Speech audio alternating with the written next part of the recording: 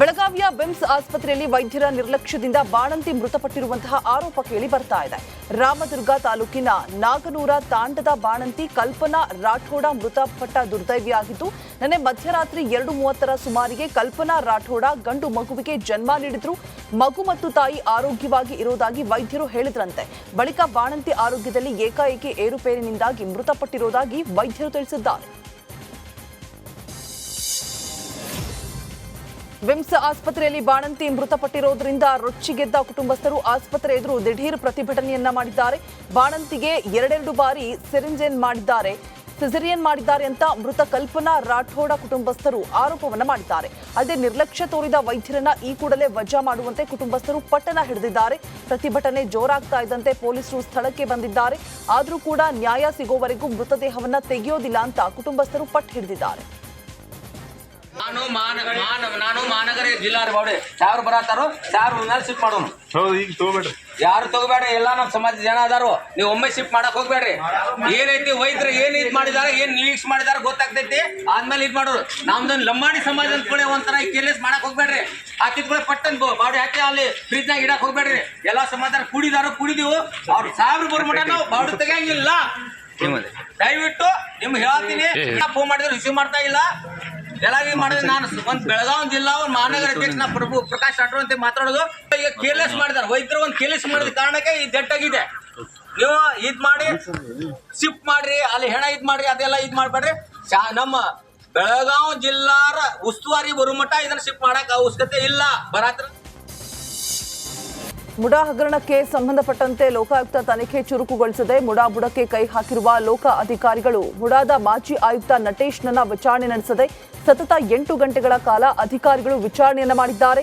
ಬಳಿಕ ಮುಡಾ ಮಾಜಿ ಆಯುಕ್ತ ನಟೇಶ್ ವಿಚಾರಣೆಯನ್ನ ಮುಗಿಸಿ ಆಟೋದಲ್ಲಿ ತೆರಳಿದ್ದಾರೆ.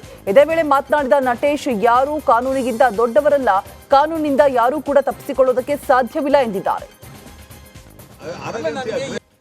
ನಾನು ಕಾನೂನು ಪ್ರಕಾರ ನಡ್ಕೊಂಡಿಲ್ಲ, ಇದು ಆಗಿದೆ. ಯಾರು ಕಾನೂನಿಗಿಂತ ದೊಡ್ಡವರಿಲ್ಲ. Done something wrong, illegal, against the natural justice. I have to be penalized under law. No one can escape. You need to say there are no. Now I cannot say no. ನಾನು ಕಾನೂನು ಪ್ರಕಾರ ನಡ್ಕೊಂಡಿಲ್ಲ, ಇದು ಆಗಿದೆ. ಇತ್ತ ಮುಡಾ ಹಗರಣ ಸಂಬಂಧ ಮಧ್ಯವರ್ತಿ ಶಿವಣ್ಣನನ್ನ ಇಡಿ ವಿಚಾರಣೆ ಮಾಡಿದೆ. ವಿಚಾರಣೆಯ ಬಳಿಕ ಮಾತನಾಡಿದ ಶಿವಣ್ಣ, ನಾನು ಬಿಲ್ಡಿಂಗ್ ಕಾಂಟ್ರಾಕ್ಟರ್ ಆಗಿದ್ದು ಮುಡಾದಲ್ಲಿ ಖಾತಾ ಟೈಟಲ್ ಡೀಡ್ ಮಾಡುವ ಹೇಮಂತ್ರನ್ನ ರವಿಕುಮಾರ್ಗೆ ಪರಿಚಯ ಮಾಡಿಸಿದ್ದೆ. ಹೀಗಾಗಿ ವಿಚಾರಣೆ ಬರಲು ಹೇಳಿದ್ದರು. ನನಗೂ ಕೂಡ ಮುಡಾಗೂ ಯಾವುದೇ ಸಂಬಂಧ ಇಲ್ಲ ಅಂತ ಹೇಳಿದ್ದಾರೆ. ಸಿಎಂ ಮೇಲೆ ಬಿಜೆಪಿಗರ ಆರೋಪಕ್ಕೆ ಮುರುಡೇಶ್ವರದಲ್ಲಿ ಸಚಿವ ಮಾಂಕಾಳು ವೈದ್ಯ ತಿರುಗೇಟನ್ನ ನೀಡಿದ್ದಾರೆ. ಅಧಿಕಾರ ಕಳೆದುಕೊಂಡು ಬಿಜೆಪಿಗರು ಅಸಹಾಯಕರಾಗಿದ್ದಾರೆ.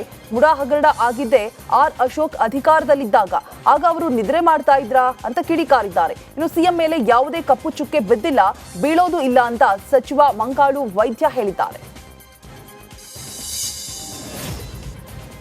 ಮುಡಾ ಮಾಜಿ ಅಧ್ಯಕ್ಷ ಧ್ರುವಕುಮಾರ್ ಸ್ಫೋಟಕ ಹೇಳಿಕೆ ಕೊಟ್ಟಿದ್ದಾರೆ. ನನ್ನ ಅಧಿಕಾರ ಅವಧಿಯಲ್ಲಿ ಸಿಎಂ ಪತ್ನಿ ಪಾರ್ವತಿಗೆ ಭೂಮಿ ನೀಡೋದಕ್ಕೆ ತೀರ್ಮಾನಿಸಲಾಗಿತ್ತು ಅಂತ ಮುಡಾ ಮಾಜಿ ಅಧ್ಯಕ್ಷ ಧ್ರುವಕುಮಾರ್ ಹೇಳಿದ್ದಾರೆ. ಇನ್ನು ತಮ್ಮ ಪತ್ನಿಗೆ ಬದಲಿ ಭೂಮಿ ಕೊಡುವ ನಿರ್ಧಾರಕ್ಕೆ ಸಿಎಂ ಸಿದ್ದರಾಮಯ್ಯ ಒಪ್ಪಲಿಲ್ಲ. ನಾನು ಸಿಎಂ ಆಗಿರುವ ಟೈಮ್ನಲ್ಲಿ ಈ ನಿರ್ಣಯ ಬೇಡ ಅಂದ್ರು ಅಂತ ಧ್ರುವಕುಮಾರ್ ತಿಳಿಸಿದ್ದಾರೆ. ನನ್ನ ಅವಧಿಯೊಳಗೆ ಈ ಒಂದು ವಿಷಯ ಚರ್ಚೆಗೆ ಬಂದಂಥ ಸಂದರ್ಭದಲ್ಲಿ ನಾನು ಆಯುಕ್ತರಿಗೆ ಈ ರೀತಿ ಆಗಿರೋದ್ರಿಂದ ಅವರಿಗೆ ಬದಲಿ ಜಾಗವನ್ನು ಕೊಡಬೇಕು ಅಂತೇಳಿ ಒಮ್ಮತದಲ್ಲಿ ತೀರ್ಮಾನವನ್ನು ತೆಗೆದುಕೊಂಡ ಸಂದರ್ಭದಲ್ಲಿ ಮುಖ್ಯಮಂತ್ರಿ ಆದ ಸಿದ್ದರಾಮಯ್ಯನವ್ರಿಗೂ ಸಹ ನಾನು ಕೇಳಿದ ಸಂದರ್ಭದಲ್ಲಿ ಅವರು ಇದಕ್ಕೆ ಯಾವುದೇ ಥರವಾದ ಪ್ರತಿಕ್ರಿಯೆ ಕೊಡಲಿಲ್ಲ.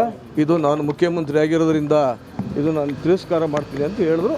ಅಷ್ಟಕ್ಕೆ ಆ ಒಂದು ವಿಷಯ ಆಯಿತು. ಮುಂದೆ ನನ್ನ ಅವಧಿನೂ ಸಹ ಮುಗೀತು. ಮುಂದಿನ ದಿನಗಳಲ್ಲಿ ಏನಾಗಿದೆ ಅನ್ನೋದು ನನಗೆ ಗೊತ್ತಿಲ್ಲ.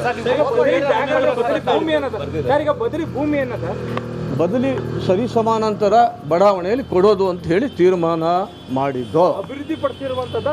ಅದೇ ಅಭಿವೃದ್ಧಿಪಡಿಸಿರುವಂಥದ್ದು ಮೂಡಾದವರು ಅಕ್ವೈರ್ ಮಾಡ್ಕೊಂಡಿರೋದ್ರಿಂದ ಅದು ಪರಿಶೀಲನೆ ಮಾಡಿ ಅವರಿಗೆ ಸೂಕ್ತವಾದಂಥ ಸ್ಥಳದಲ್ಲಿ ಜಾಗವನ್ನು ಕೊಡಬೇಕು ಅಂತೇಳಿ ಆ ಒಂದು ಸಭೆಯಲ್ಲಿ ಒಮ್ಮತದ ತೀರ್ಮಾನವನ್ನು ತೆಗೆದುಕೊಂಡ ನಂತರ ಸಿದ್ದರಾಮಯ್ಯನವರ ಶ್ರೀಮತಿ ಪಾರ್ವತಿಯವ್ರದ್ದು ಅಂತ ಹೇಳಿ ಗೊತ್ತಾದ ನಂತರ ನಾನು ಮುಖ್ಯಮಂತ್ರಿಯವ್ರನ್ನ ಭೇಟಿ ಮಾಡಿ ಕೇಳಿದೆ. ಅವರು ಅದಕ್ಕೆ ತಿರಸ್ಕಾರ ಮಾಡಿದ್ರು. ನನ್ನ ಅವಧಿಯೊಳಗೆ ಯಾವುದೇ ಥರವಾದಂಥ ಇಂತಹ ಒಂದು ವ್ಯವಸ್ಥೆಗೆ ನಾನು ಬರೋದಿಲ್ಲ, ನನಗೆ ಬೇಡ ಅನ್ನೋ ಒಂದು ವಿಷಯವನ್ನು ಸಹ ನಾನು ಪ್ರಸ್ತಾಪ ಮಾಡಿ. ಇನ್ನು ಚನ್ನಪಟ್ಟಣ ಕಾಂಗ್ರೆಸ್ ಅಭ್ಯರ್ಥಿ ಯೋಗೇಶ್ವರ್ಗೆ ಸಂಕಷ್ಟ ಎದುರಾಯ್ತಾ ಅನ್ನೋ ಚರ್ಚೆ ಶುರುವಾಗಿದೆ. ತಂದೆಯ ವಿರುದ್ಧವೇ ಪುತ್ರ ಶ್ರವಣ್ ಫೋರ್ಜರಿ ಕೇಸ್ ದಾಖಲಿಸಿದ್ದಾರೆ. ಯೋಗೇಶ್ವರ್ ವಿರುದ್ಧ ಸ್ವಂತ ಮಗನೇ ಸಹಿ ಫೋರ್ಜರಿಯ ಆರೋಪವನ್ನು ಮಾಡಿದ್ದಾರೆ. ಪುತ್ರನ ದೂರು ಹಿನ್ನೆಲೆ ನಾಳೆ ಕೋರ್ಟ್ನಲ್ಲಿ ವಿಚಾರಣೆ ಕೂಡ ನಡೆಯಲಿದೆ. ಬೆಂಗಳೂರಿನಲ್ಲಿರುವ ಮನೆಗೆ ಸಂಬಂಧಪಟ್ಟಂತೆ ದಾಖಲೆಯಲ್ಲಿ ಸಹಿ ನಕಲಿ ಮಾಡಿದ ಆರೋಪ ಕೂಡ ಕೇಳಿಬಂದಿದೆ. ಇನ್ನು ರಿಸಲ್ಟ್ಗೂ ಮುನ್ನವೇ ಸಿಪಿವೈ ವಿಚಾರಣೆ ಎದುರಿಸುವ ಸಾಧ್ಯತೆ ಇದೆ. On 26th of October 2024 ನನಗೆ ಒಂದು ಡ್ರಾಫ್ಟ್ ಬರುತ್ತೆ from my father's P A. ನಮ್ಮ ಫಾದರ್ ಪಿ ಎ ಕಡೆಯಿಂದ ಅವ್ರ ಮುಖಾಂತರ ನಂಗೆ ಡ್ರಾಫ್ಟ್ ಕಳಿಸ್ತಾರೆ ವಾಟ್ಸ್ಯಾಪಲ್ಲಿ. This is the draft for the partition suit. Partition ಸೂಟಲ್ಲಿ ನಾನು ಪಾರ್ಟಿಷನ್ ಸೂಟ್ ಆಗ್ತಾ ಇದ್ದೀನಿ on my sister Nisha and my mother Malvika, saying that I demand a partition in this property and that the gift deed, ಆ gift deed was not done with my agreement and I was not aware of what I was signing when I was signing the gift deed and that nange ee partition beku one bhaga beku anta is what the draft read. The draft ration ಕಾರ್ಡ್ಗೆ ಸದ್ದಿಲ್ಲದೆ ಸರ್ಕಾರದ operation ಮಾಡಿದೆ. ಜಿಲ್ಲೆಯಲ್ಲೂ BPL ಕಾರ್ಡ್ದಾರರಿಗೆ big shock ನೀಡಿದೆ. ರಾಜ್ಯಾದ್ಯಂತ 10,000 BPL card ರದ್ದು ಮಾಡಲಾಗಿದೆ. ಅಲ್ಲದೆ BPL ಕಾರ್ಡ್ನಿಂದ ಎಪಿಎಲ್ ಕಾರ್ಡ್ಗೆ ಬದಲಾಯಿಸಲಾಗಿದೆ. ಕಲಬುರಗಿ ಜಿಲ್ಲೆಯಲ್ಲಿ ಅತಿ ಹೆಚ್ಚು ಅಂದರೆ 78,058 ಅಕ್ರಮ ಬಿಪಿಎಲ್ ಕಾರ್ಡ್ ಇರೋದು ಪತ್ತೆಯಾಗಿದೆ.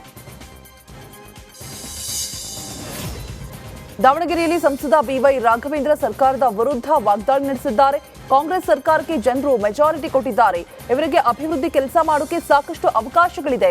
ಆದರೆ ಸರ್ಕಾರದಲ್ಲಿ ದಸರಾ, ಗಣೇಶ, ದೀಪಾವಳಿ ಹಬ್ಬದಂತೆ ಒಂದೊಂದೇ ಭ್ರಷ್ಟಾಚಾರ ಹಗರಣಗಳು ಕೂಡ ಹೊರಬರ್ತಾ ಇದೆ.